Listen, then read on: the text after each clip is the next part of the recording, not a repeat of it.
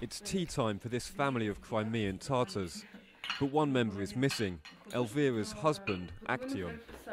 He was arrested several weeks ago, accused of organising riots, inciting violence and manslaughter. The allegations relate to clashes between pro-Ukrainian Tatars and pro-Russian activists a year ago, when Moscow took over the Crimean Peninsula. His wife says the accusations have been trumped up with one aim: to intimidate the Tatar community.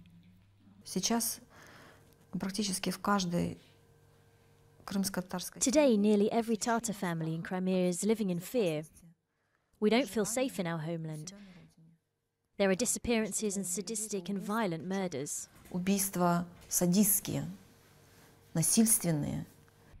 Native to the peninsula, the Tatars are Muslims who comprise about 13% of the population. Their history is marked by persecution, and in 1944, Joseph Stalin forcibly deported them to Central Asia for alleged collaboration with the invading Nazis during World War II. They were not allowed to return until the 1990s, but say that since annexation last year, the persecution has started again.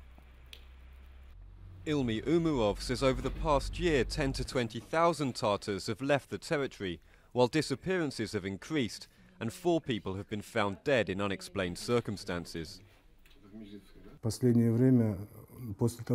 In Russia, there's no freedom of expression, no freedom of thought.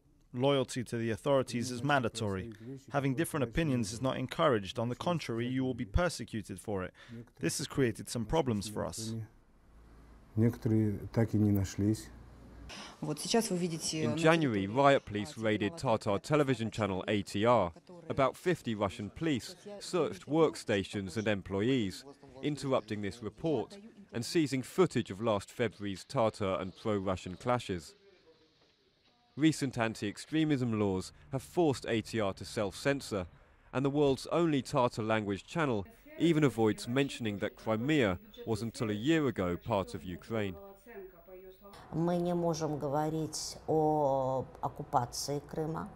We have no right to say that Crimea is occupied, no right to give a voice to people who call for demonstrations, which wouldn't be permitted by the authorities, and no one has the right to show such events on the air.